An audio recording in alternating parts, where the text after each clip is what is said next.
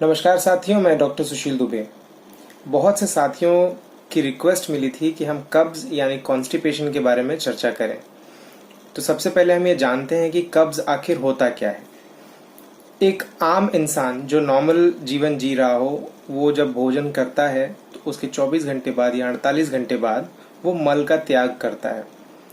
अब यदि कोई समस्या हो, इस मल को त्यागने में कोई अगर समस्या आती हो, मल पूरी तरह से निकल ना पाता हो, पेट साफ ना हो पाता हो, वो जो पाचन तंत्र की जो ये स्थिति है, इसी को हम कब्ज कहते हैं। तो अगर हम सरलता से समझने की कोशिश करें तो कब्ज पाचन तंत्र की वो स्थिति है जहां पर मल त्यागने में बहुत कठिनाई होती है। मल त्यागते वक्त बहुत ज़्यादा बल का प्रयोग करना पड़ता है, बहुत ताकत लगानी पड़ती है, उसके बावजूद मल निकल नहीं पाता, मल के निष्कासन में बहुत कठिनाई होती है। तो ये जो स्थिति है जहाँ पर व्यक्ति अपने मल को त्याग नहीं पाता या कम त्याग पाता है या उसको बहुत अत्यधिक जोर लगाना पड़ता है, उसका मल जब बहुत कड़ा हो जाता है तो उसको कब्ज कहा जाता है, उसको कॉन्स्टिपेशन कहा जाता है। वैसे तो मल का त्याग करना या स्टूल पास करना सभी व्यक्तियों की आदत के ऊपर भी निर्भर करता है, लेकिन सामान्यतः एक सप्ताह में 7 से 12 बार के मल त्याग को सामान्य माना जाता है और ये स्वस्थता की निशानी है। दिन में कम से कम एक बार मल त्याग करना स्वस्थता की निशानी है। वैसे 1 या 2 बार भी अगर कोई व्यक्ति मल का त्याग करता है तो भी उसे स्वस्थ माना जाता है। कब्जियत का वास्तविक मतलब यही होता है कि प्रतिदिन पेट साफ नहीं हो पा रहा है, प्रतिदिन जो मल का त्याग होना चाहिए वो पूरी तरीके से नहीं हो पा रहा है और व्यक्ति असहज महसूस करता है। तो वैसे तो ये बड़ी आम समस्या है, लेकिन अगर इसका सही से उपाय न किया गया, अगर इसका इलाज न किया गया तो ये आगे चलकर बड़ी बीमारी का भी रूप ले सकता है।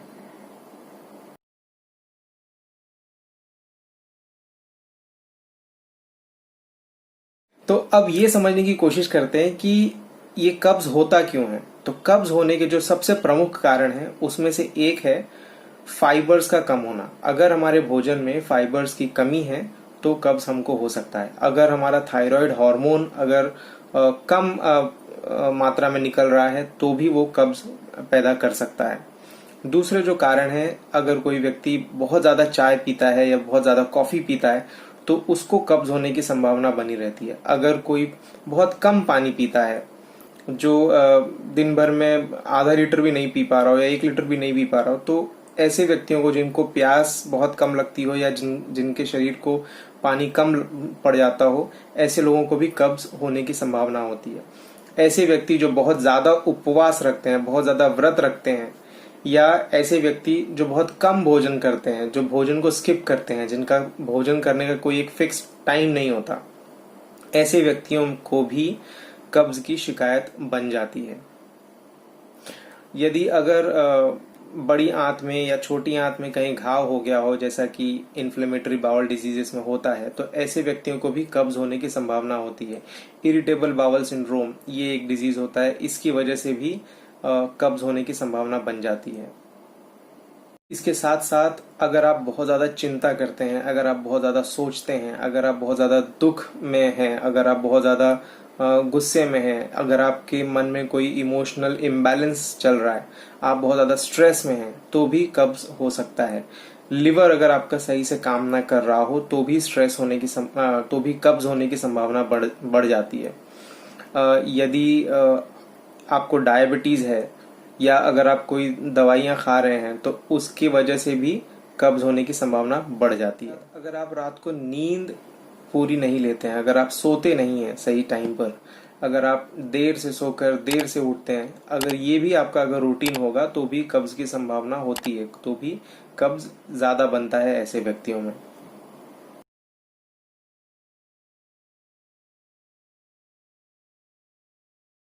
कि इसके क्या प्रमुख लक्षण हो सकते हैं।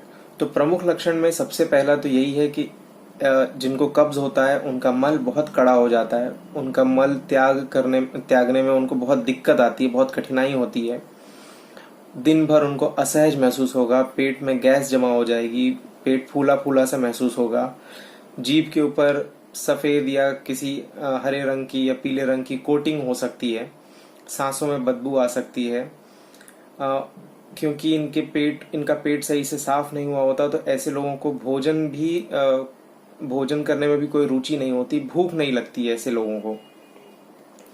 ऐसे लोगों की सांसों में बदबू आ सकती है, ऐसे लोगों को नींद नहीं आ सकती है, कई कई लोगों को सिर दर्द की भी शिकायत हो जाती है। तो ये कुछ प्रमुख लक्षण हैं जिनसे आप समझ सकते हैं कि किसी व्यक्ति को कब्ज है या नहीं है। तो अब समझने की कोशिश करते हैं कि इसका उपाय क्या हो सकता है। जैसा कि हम समझ रहे हैं इसके कारण से कि कम फाइबर का भोजन करने से कब्ज हो जाता है, तो स्वाभाविक है कि हमको ऐसा भोजन करना चाहिए जिसमें फाइबर्स ज़्यादा हों, जिसमें रेशे ज़्यादा हों। हमको भरपूर मात्रा में फल और सब्जियों का प्रयोग करना चाहिए। भरपूर मात्रा में हमको पानी पीना चाहिए। पानी से परहेज कभी नहीं करना चाहिए। अगर हम पानी सही ढंग से पीते हैं तो मेरे विचार में 50% तो हमारी बीमारियां सभी ऐसे ही दूर हो जाती हैं। इसके साथ थोड़ा व्यायाम करना चाहिए। चलना तेज तेज या दौड़ना ये सबसे उपयुक्त व्यायाम है। इसके अलावा आप योगा का सहारा ले सकते हैं। तो इन सभी उपायों से आप कब्ज को हरा सकते हैं। लेकिन अगर इसके बावजूद अगर आपको कोई तकलीफ होती है तो आपको चिकित्सक से सलाह लेनी चाहिए।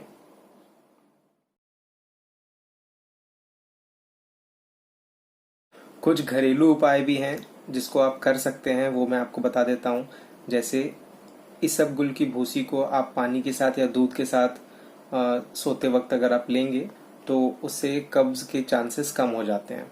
दूसरे, अगर आप बेल का शरबत अगर आप पीते हैं तो बेल का शरबत पीने से, क्योंकि उसके अंदर फाइबर्स बहुत होते हैं, तो बेल का शरबत पीने से पेट अपने आप साफ हो जाता है। फलों की अगर बात करें तो संतरा, मौसम्बी, पपीता और अमरूद, ये इनके अंदर नेचुरली बहुत सारा फाइबर होता है, तो ये भी कब्ज में बहुत सहायक होते हैं। प्रतिदिन एक अमरूद खाने से या संतरा खाने से कब्ज की शिकायत कम हो जाती है। चना रात को भिगा कर रख दीजिए और सुबह उठकर उसे खाइए। विशेष तौर पर अगर वो अंकुरित हो जाए तो और भी ज्यादा लाभकारी होता है। तो भीगा हुआ चना अगर आप चाहें तो उसको टमाटर के साथ काट कर या प्याज के साथ काट कर आप उसको, जैसा भी आपकी रुचि हो उस हिसाब से आप उसको खाइए। उसके अंदर भी फाइबर्स होते हैं, उसके अंदर प्रोटीन होता है, तो इससे आपको शक्ति भी मिलती है और फाइबर्स भी मिलते हैं, जिससे कि पेट साफ हो जाता है। अलसी के बीज का पाउडर बनाकर अगर आप उसको दूध के साथ या पानी के साथ उसका सेवन करते हैं तो उसका भी आपको लाभ मिलता है, उससे भी कब्ज में राहत मिलती है। अगर आप अंजीर का सेवन करते हैं, रात को आप अंजीर को भिगो कर रख दीजिए और सुबह उसका सेवन करिए, इससे भी कब्ज में राहत मिलती है। सुबह सुबह उठते ही 2 गिलास गर्म पानी अगर आप पीते हैं तो इससे भी कब्ज में आपको राहत मिलती है। और किशमिश, जिसे हम मुनक्का भी कहते हैं, किशमिश को अगर आप रात में सेवन करते हैं, 2-3-4 अगर आप उसको सेवन करते हैं तो उससे भी आपको कब्ज में राहत मिलती है।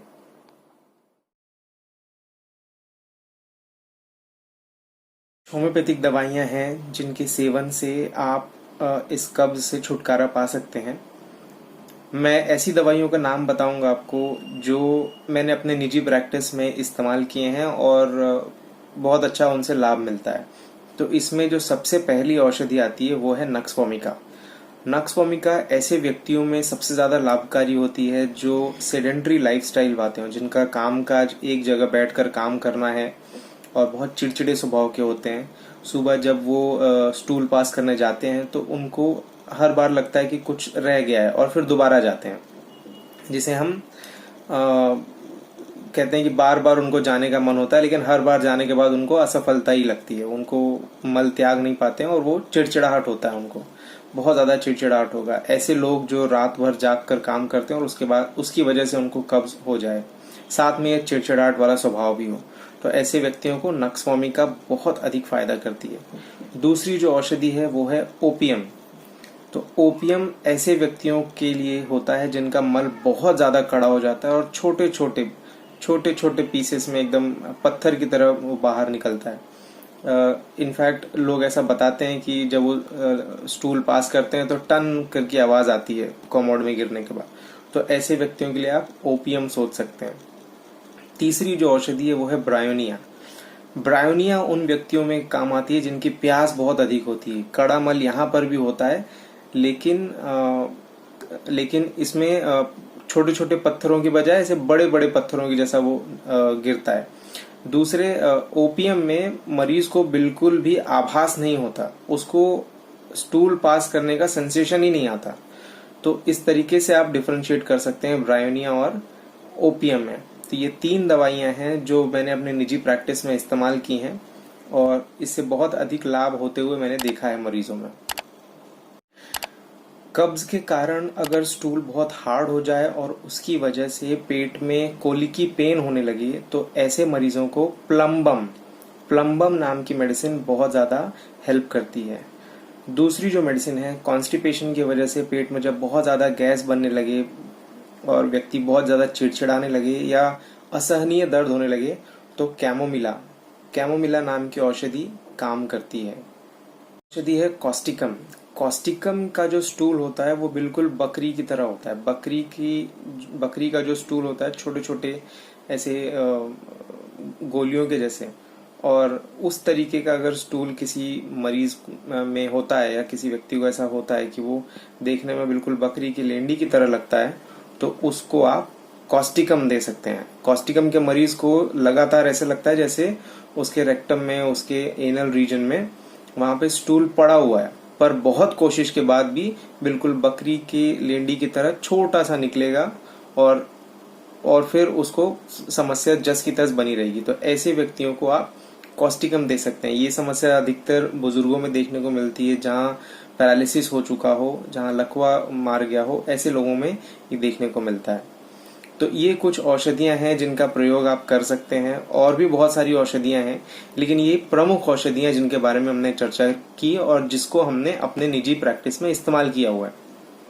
अगर आप लोगों को किसी भी तरह की कोई समस्या होगी, किसी भी तरह का कोई सवाल होगा, तो आप लोग जरूर पूछिएगा कमेंट सेक्शन में। अगर आप लोग पहली बार मेरे चैनल पर आए हैं तो इसे सब्सक्राइब करना ना भूलें और बेल आइकन जरूर दबाएं ताकि आपको सारे नोटिफिकेशंस मिलते रहें। धन्यवाद, शुक्रिया, थैंक यू।